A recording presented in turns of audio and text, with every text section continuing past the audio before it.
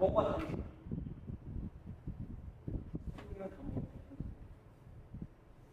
이제 예. 한산. 제가 이제 군 복무하던 곳이 어디였냐면 강원도 이제 화천인데요. 화천은 춘천을 넘어서 북쪽에 있습니다. 그래서 들어갈 때 이렇게 38선을 지나가는 동네고요. 춘천은 굉장히 그러니까 개방된 그런 도시지만 화천은 주변을 다 산으로 둘러싸여가지고 굉장히 고립된 그런 동네. 그래서 제가 가서 공부할 때는 그 동네에 택시가 한 대밖에 없었다는 얘기도 들었고 가게 뭐 이렇게 또 자주 볼 수 없었습니다. 그리고 저희 부대는 그 길의 끝에 보통 우리 집도 다 길의 중간에 있는데 그 길의 끝에 저희 부대가 딱 있었어요.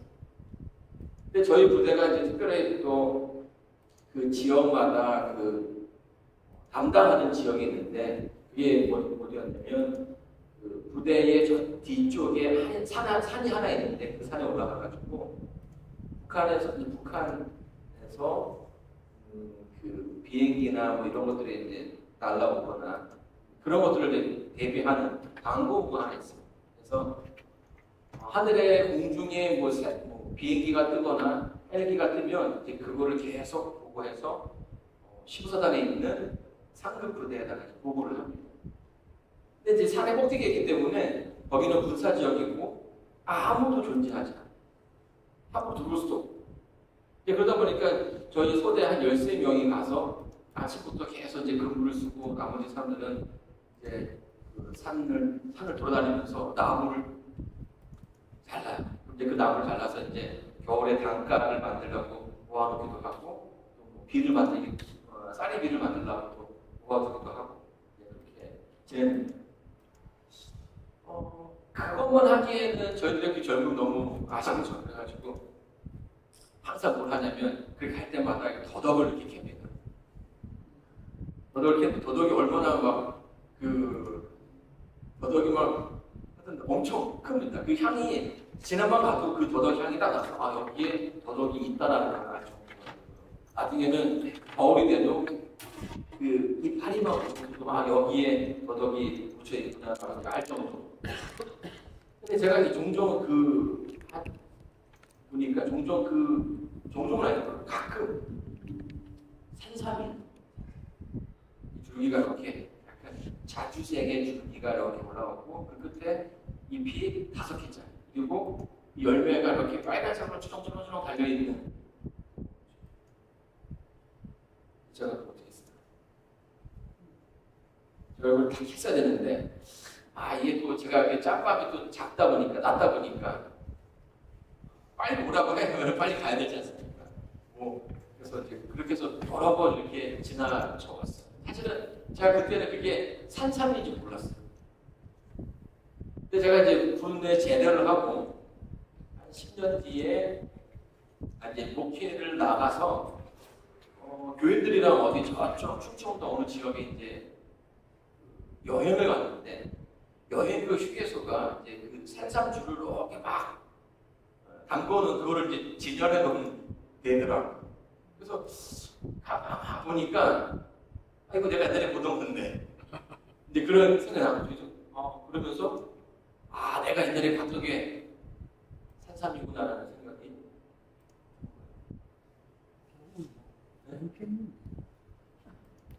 여러분 혹시 산삼 드시고 싶으신 분은 저에게 연락을 해주시면 제가 거기 어딘지도 잘 알겠습니다. 약도도 제가 그려드릴 수 있으니까 필요하시면 말씀하시면 됩니다. 그만큼 가르쳐주면 본인이 아니 거기는 함부로 들어갈 수 있는 동네 곳이 아니기 때문에 제가 분명히 그것을 산삼이라고 생각을 합니다. 자 근데 산삼과 인삼은 또 다르죠. 인삼은 산삼이랑 비교하면 질적으로 차이가 나요. 인삼은 5년 동안 한 89g까지 이렇게 키울 수가 있다. 저희 아버지 예전에 약주를 좋아하실 때는 좋아하시진 않았지만 인삼주를 담는 거 보면 인삼의 두께가 막 팔뚝만한 그런 인삼들이 이렇게 주렁주렁 달려서 이렇게 진열되어 있는 그런 기억이 나거든요. 근데 산삼은 50년이 지나도 이게 50g이 채 안 된다는. 자, 그러면 인삼과 산삼 이 두 개를 비교하면 어느 게 더 좋을까요?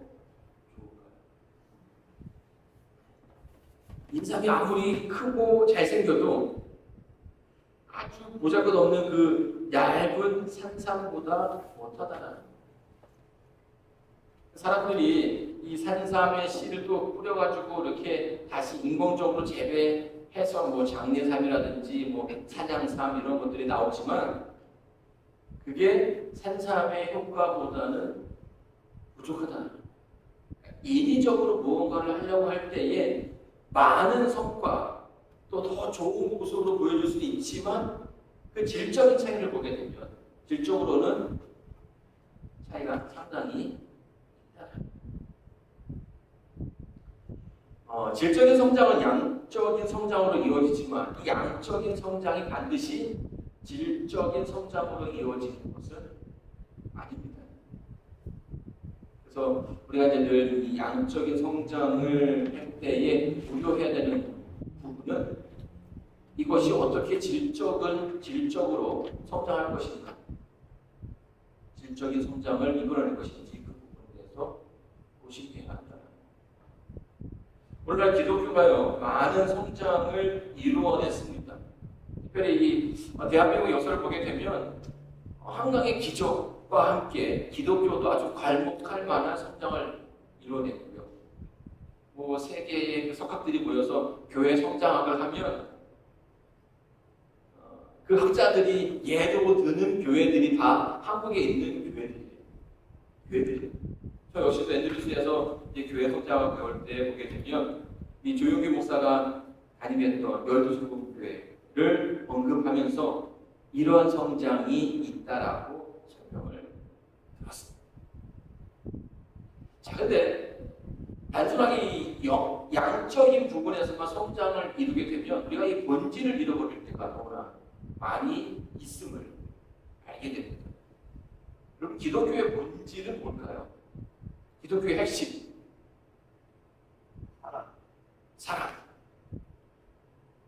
사랑이죠, 사랑. 그렇죠? 그래서 그 사랑을 깨닫게 됨으로써 그리스도와 교제를 하게 되는 것, 그리고 그분을 믿는 것. 이걸 우리가 뭐라고 부릅니까? 우리의 신앙이라고 부릅니다. 그리고 나를 사랑하는 분의 그 말씀을 믿고 따르는 것.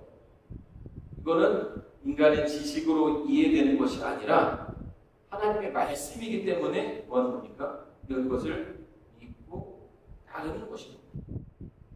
그리고 성경의 말씀과 함께 더불어서 율법의 말씀도 우리 하나님 말씀으로 생각하고 따라가는 것이죠. 그런데 그 하나님의 말씀에 대한 그 믿음은 단순하게 어떤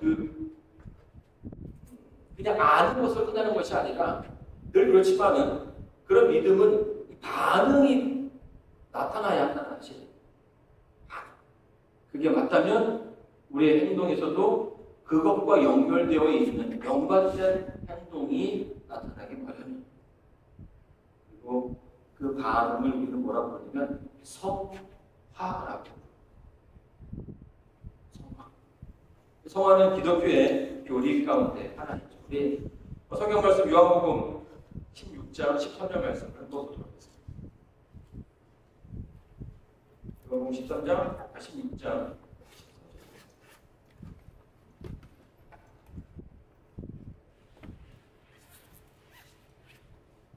우리 김국준 선생님께서 한번 해주셨으면 큰 소리로 읽어주시죠.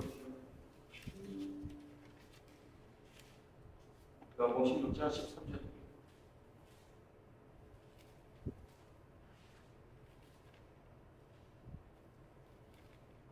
그러하나 진리의 성령이 오시면 그가 너희를 모든 진리 가운데로 인도하시리니 그가 자의로 말하지 않고 오직 듣는 것을 말하시며 장래의 일을 너희에게 알리시리라.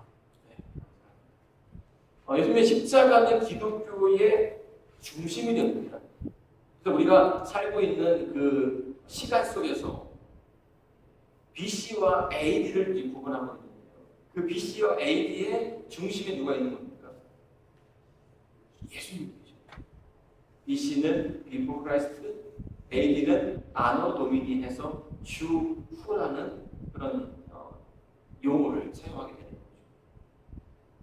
그래서 그 십자가를 통해서 하나님의 사랑이 우리에게 어떻게 나타나졌는지를 우리가 알게 되는 거고, 그 사랑이 가능하게 되는 거죠.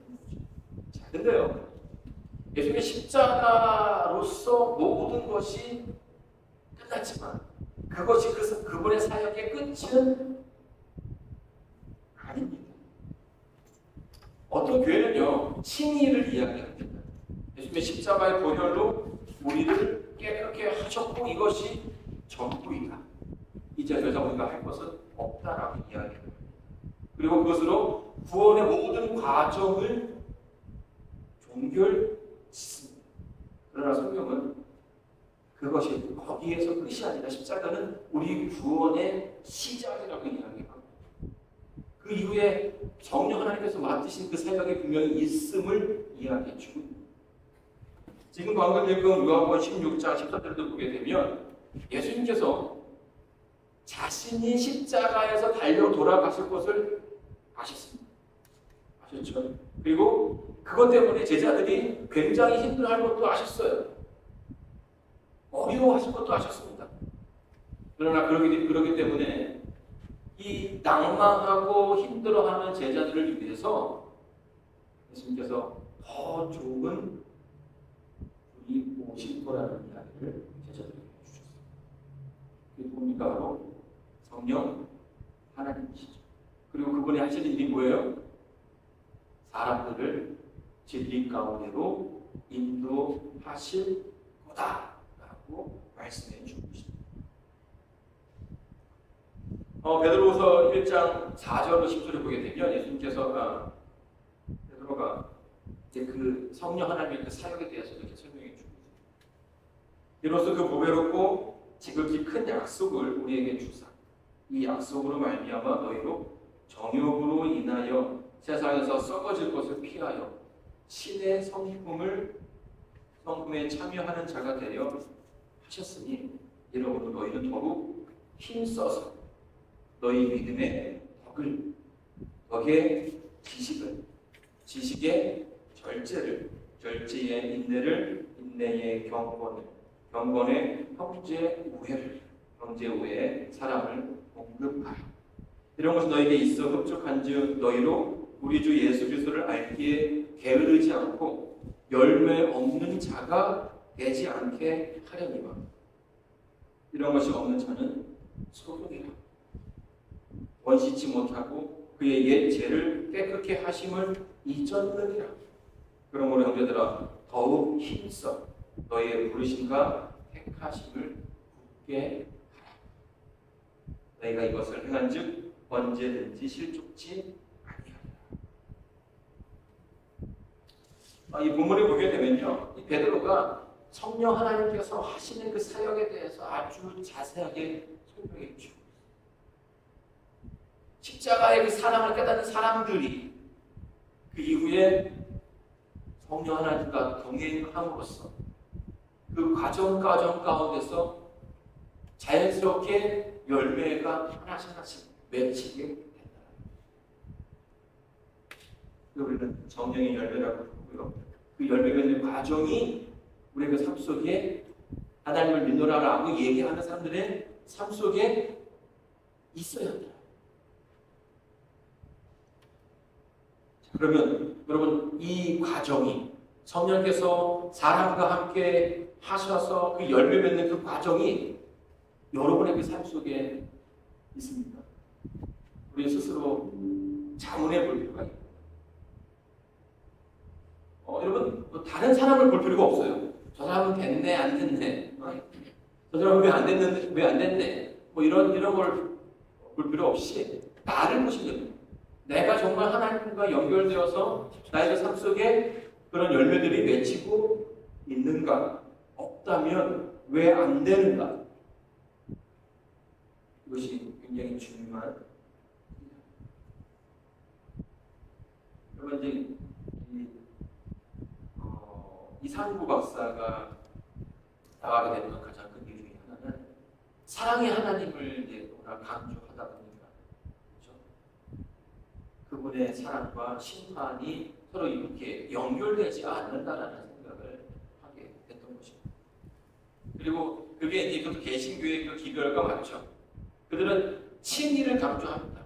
예수님의 십자가를 통해서 우리의 모든 구원은 끝났다. 이제 우리는 마음껏 우리 자유를 누려도 된다라고 이야기하죠. 그러나 여러분 이 성서라든지 성경에 나와 있는 그 많은 어떤 부분들을 보게 되면 예수님의 십자가는 우리 구원의 시작이 됩니다. 단순하게 그 사건만을 보는 것이 아니라 그 뒤에 과정들이 분명히 있음에도 불구하고 많은 사람들이 앞에만 강조한 나머지 그 뒤를 무시하는 그런 모습들을 보게 됩니다. 여러분 침례를 받고 나면 우리의 모든 고민들이 다 사라지던가요? 우리의 걱정들이 다 해결되던가요? 그렇지 않다라는 것을 여러분들이 보면서 이 세상을 살아가시면서 경험하셨을 거라 생각합니다. 여러분 죄는 끝나지 않습니다. 늘 우리 곁에 있고요. 그래서 우리는 늘 뭐합니까? 그 가운데서 투쟁. 이 성경의 곳곳에서 우리의 그 그리스도의 그 삶이 투쟁하는 삶이라고 보여줍니다. 베드로도 뭐라고 합니까? 힘쓰라고 해서 힘써.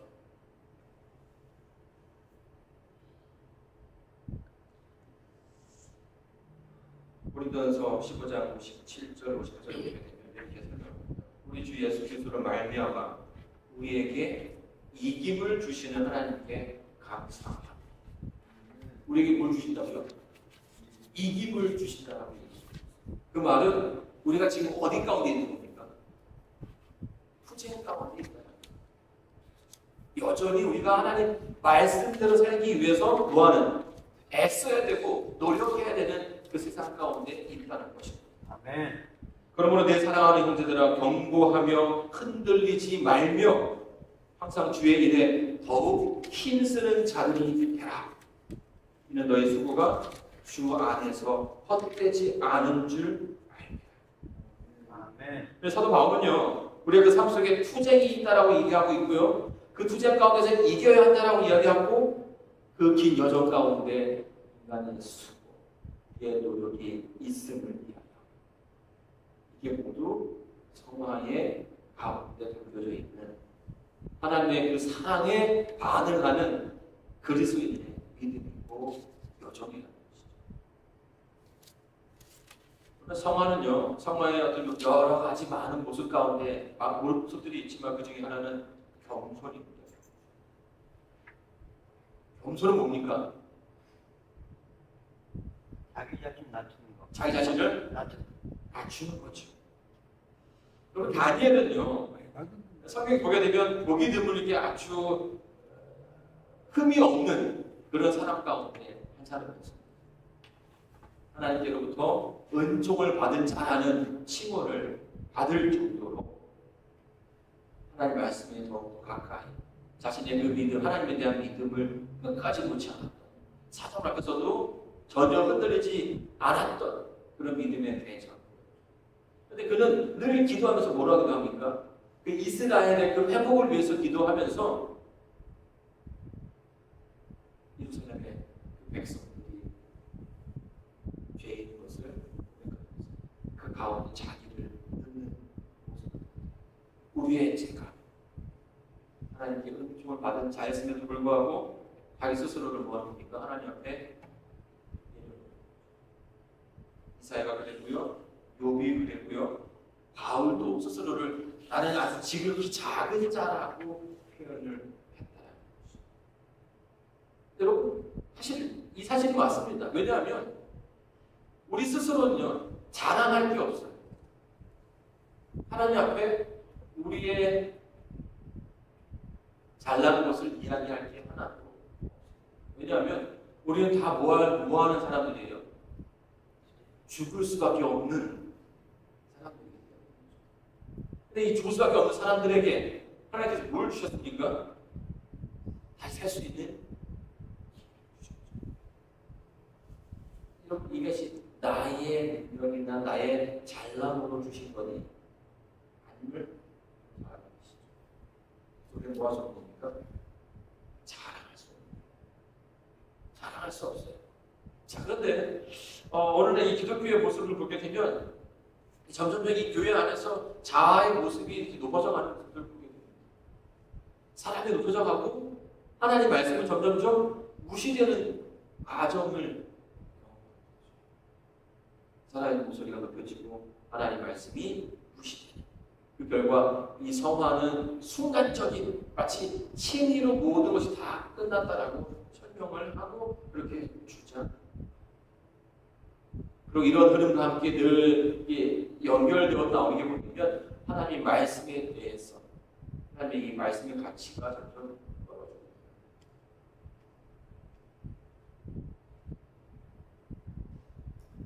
참 이상한 것은요, 하나님의 말씀을 무시하면서도 하나님께 순종한다는 사람들이 많다. 내가 하나님을 섬긴다라고 얘기하면서 하나님이 하신 말씀은 이것은 잘못된 거라고 얘기하는 사람들이 많다. 여러분 주변에 그런 분들을 심상치 않게 어렵지 않게 보실 거라고 생각합니다.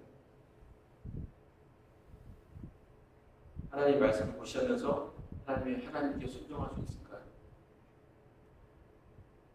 하나님의 계명을 무시하면서 하나님을 온전히 섬길 수 있을까요? 그분께 영광을 돌릴 수 있을까요? 이것은 불가능합니다.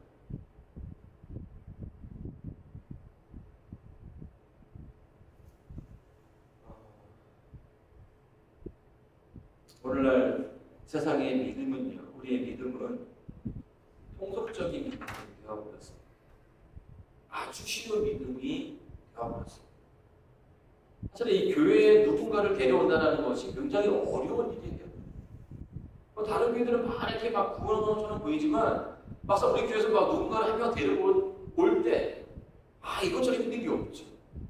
특별히 이 제칠 아신 예수제일 교회 같은 경우에는 더 제약이 많습니다.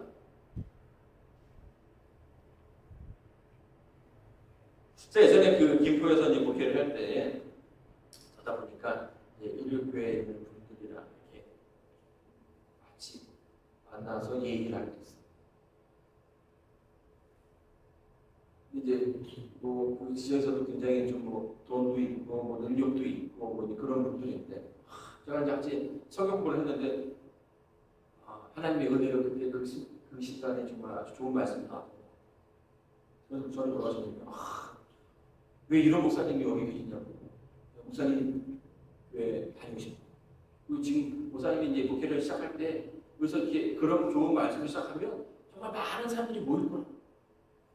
목사님 어느 계시냐? 제가 제가 아침 예수님 교회 나가니까 표정이 확 바뀌고. 참 그런 순간들이 많죠. 좋은 관계를 맺었다가도 이 교회를 데리고 오려고 할 때에 이런 일들이 우리 종종 경험합니다. 우리가 또 이제 음식물에 대한 좀 특별한 어떤 그 교리를 가지고 있기 때문에 그것 때문에 또 거부감을 받는 본인도 있어요. 그래서 어떤 사람들은요, 기독교의 문턱을 많이 낮춰야 된다라고 얘기하는 사람들이 있어요. 낮춰야 그들이 들어오기가 쉽지 않게 되냐. 이 교회가 늘 그렇게 될 때마다 교회는 큰 어려움을 야고보서 2장 14절을 보게 되면 야고보가 이렇게 얘기해요. 내 형제들아, 만일 사람이 믿음이 있노라 하고 행함이 없으면 무슨 이익이 있으리요? 그 믿음이 능히 자기를 구원하겠느냐. 이렇게 그 믿음이 자기를 구원할 수 있느냐. 그리고 그 믿음이 사람을 구원할 수 있겠습니까? 야고보는 그 믿음이 구원할 수 없다. 자, 이 믿음은 어떤 믿음입니까? 야고보는 우선은 행함이 없는 믿음이에요. 행함이 없는 믿음은 잘못된 믿음이라는 거죠. 반응하지 못하는 하나님의 그 말씀에 연결되어서 교감하지 못하는 믿음인 것이고요. 말 그대로 그냥 쉽게 누구나도 얻을 수 있는 믿음이라고 얘기합니다. 그 믿음은 하나님과의 관계 속에서 만들어진 믿음이 아니라 마치 인삼이 다량으로 퍼지는 것처럼 이렇게 인위적으로 만들어진 그런 믿음일 수밖에 없는 거죠. 이 야고보는 그 믿음이 정말 쓸데없는 믿음이라고 해요.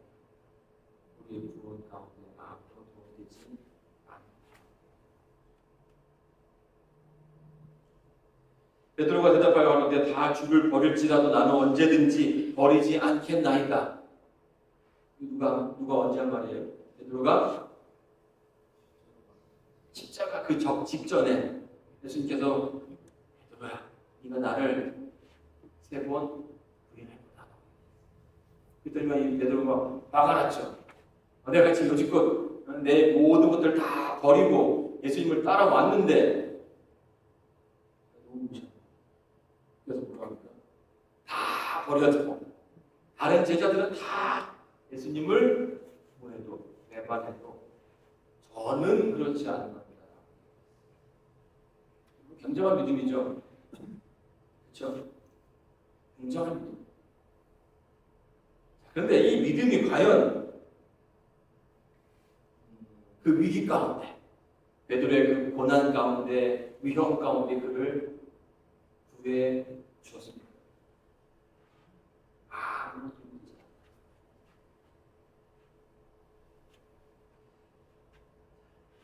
네, 참 감사한 것은 예수님은 그 모든 것을 다 알고 계셨어요. 그리고 그 믿음도 받아주셨어요. 그대로 그를 안아주셨죠. 정말로 아무 짝에도 쓸데없는 믿음이었지만 다시금 받아줄 거라고 약속을 이미 그 말 가운데 해주신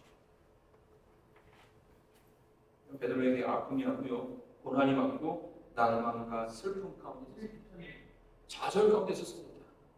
그런데 그가 가지고 있던 그 믿음이 그를 위로해준 게 아니에요. 오히려 그것은 아무런 도움이 되지 않았죠. 그를 건져내주지 못했어요. 그러면 베드로가 그냥 이렇게 버려진 채로 뒀을까요? 아니죠. 그 가운데 하나님께서 그를 계속 붙잡고 있다는 사실을 베드로가 발견합니다. 그래, 내가 부인한 것을 그분이 이미 알고 계셨구나. 그리고 그것을 다 용서해 주셨구나. 그 가운데 어떤 마음이 기대이 하나님의 성품에 대한 확신, 그분의 사랑에 대한 이해. 그러면서 그의 믿음이 뭐하는 겁니까? 자라나게.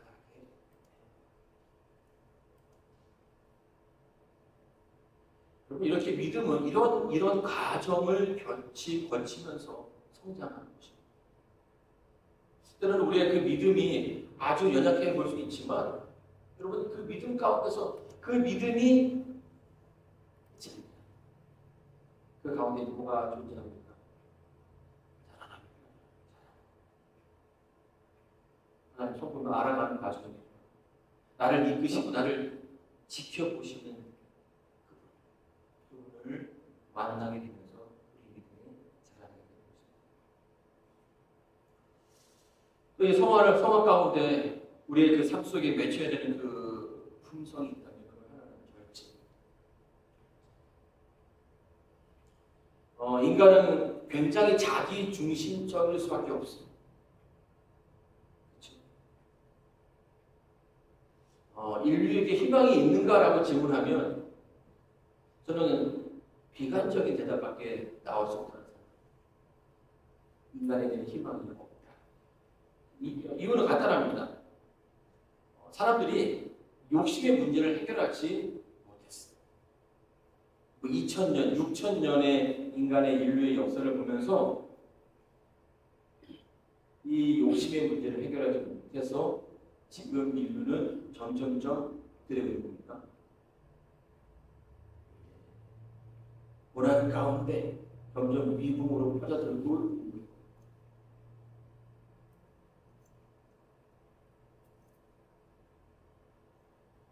그러면 이 일본에서 먼저 물을 지켰던 물을 방류하는 것. 사실 이거는 하기가 참 굉장히 어려운 일이거든요. 그렇죠? 그럼에도 불구하고 하는 것은 또 자국의 이익이 있는 것이고, 또 각 나라들이 전쟁을 해야 되는 이유는 커다란 인류애를 통해서 세상을 바라보는 것이 아니라 내 나라가 어떻게 살 것인가, 내 나라를 어떻게 살릴 것인가, 이것 때문에 전쟁을 하게 된다.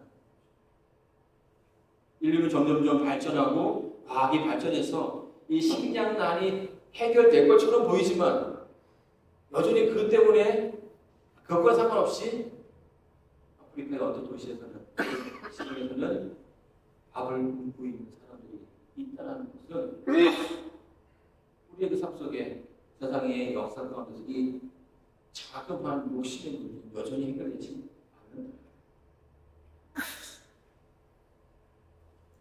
여러분, 이 버릇없다는 말을 우리가 이제 말하는 이 버릇이 없다는 말은 무슨 뜻입니까? 예의가 없다는 거죠. 한편으로 말하면 이제 무서운 게 없다는 거예요. 그 사람이. 근데 어른들과 함께 자라는 아이들은 좀 다르죠. 집안에 어른이 계시면, 특별히 뭐 이제 할머니라든지 할아버지가 있는 집에 자란 아이들은 굉장히 예의가 많아요. 그리고 싸우다가도 할아버지가 딱 한마디 하면 그 싸움은 다 끝나요. 그 이유가 뭔지 아십니까? 자기 집에 자기가 최고가 아니라는 사실을 알고 있는 거예요. 나보다 더 높은 사람이 있다는 것을 알게 됨으로써, 또 그리고 또 우리 가족 안에 가족이라면 누구나 지켜야 할 그 룰이 있다는 사실을 깨닫게 됩니다. 그래서 뭐합니까? 자기의 감정보다는 어른의 말에 순종하는 법을 배우는 것이고, 그 가정 내에 있는 내에 있는 룰을 지키게 됩니다. 근데 이제 혼자 자란 아이들은 이제 그런 것들을 배울 수 있는 환경들이 주어지지 않기 때문에 혼자 자란 아이들이 그렇게 커갈 때가 많이 있고, 이게 이제 중국에서는 아주 큰 문제가 되어서 사회적인 이슈로도 발전하는 것을 좀 보게 됩니다. 그런데 절제를 얘기하면서 하는 것은 이 절제는 결국엔 자기를 절제할 수 있느냐 없느냐의 문제라는 거예요. 샌프란시스코에 보면은 이제 마약에 중독되어 있는 사람들이 굉장히 많은 것을 보게 돼요. 지금 뭐 가끔씩 한국에서 전화가 옵니다. 괜찮냐? 왜냐하면 이제 세계 뉴스에 보게 되면 지금 샌프란시스코 이 지역 굉장히 이슈되고 있습니다. 마약하는 사람들이 너무나 많이 있고요. 또 그러다 보니까 거기에 또 주사기를 또 막 이렇게 쓰고 하다 보니까 또 보건당국에서는 이거를 그럼 우리가 주사기 좀 대주자. 그래서 공원이라든지 이런 데 또 이렇게 쓸 수 있는 일회용 주사기들이 굉장히 하고, 또 그거를 또 쓰레기가 되니까 수거하는 데에 또 비용이 들어가고, 그래서 계속 어떤 총체적인 난국인 상황이 되고 있고, 근데 이 중독이 무서운 이유는 몸에도 안 좋지만 결론적으로 말하면 뭐가 안 되니까 스스로 통제할 수가 없다. 이 중독의 메커니즘은 인간이 오랜 시간 동안 만든 것을 한순간에 무너뜨릴 수 있어요. 인간의 의지보다 빠르고요. 어머니의 모성애보다. 그래서 어느 나라가 멸망했습니까? 무너졌습니까? 중국이 그렇게 큰 정말 대국이라고 스스로를 자랑했던 이 중국이 아편에 의해서 무너졌죠.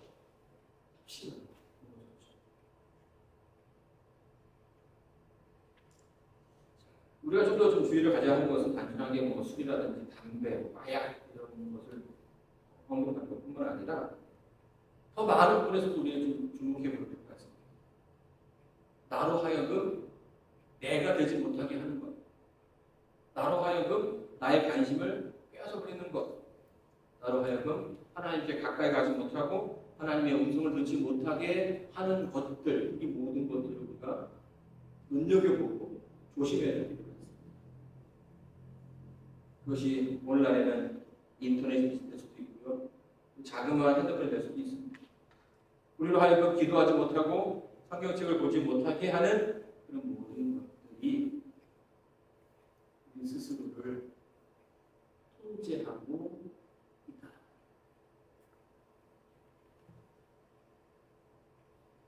성경은 늘 이제 그런 가운데 하나님과 멀어지게 하는 모든 것들을 조심하라고 이야기해주고 있습니다.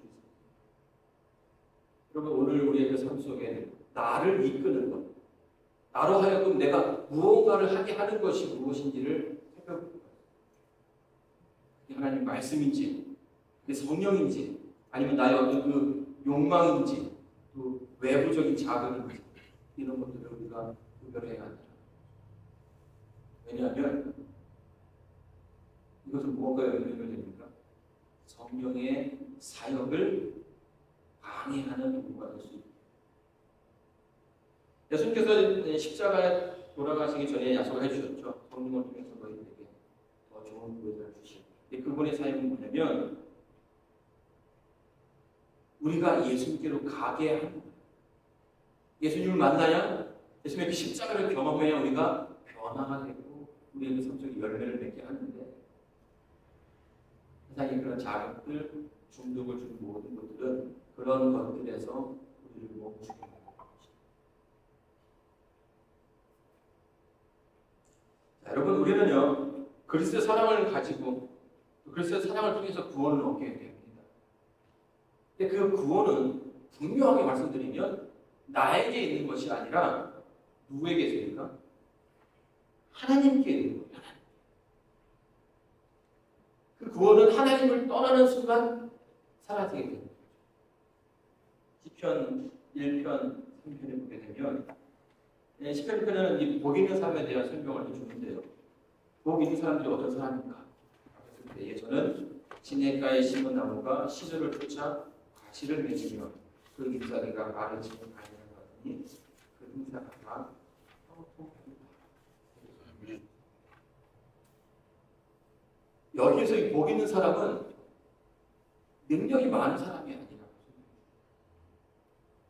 자기의 능력이 많은 좋은 나무가 복 있는 것이 아니라 시냇가에 심겨진 그 어떤 나무라도 그 시냇가 옆에 심겨지면 원하는 것을 잘해줍니다. 여러분의 그 나무는 시냇가 옆에 심겨졌습니까? 그렇다면 여러분은 정말 복이 있는 사람입니다. 사도 요한은 요한일서 5장 4절에서 이렇게 이야기합니다. 내적 하나님께로 난 자마다 세상을 이기느니라. 세상을 이기는 이김은 이것이니 우리의 여러분의 그 나무가 하나님 옆에 시냇가에 심겨지기를 간절히 바랍니다. 그 삶을 살아가면서 하나님 옆에 붙어 있기 위해서 애쓰시는 그리고 그 싸움이, 그 다툼이, 그 투쟁이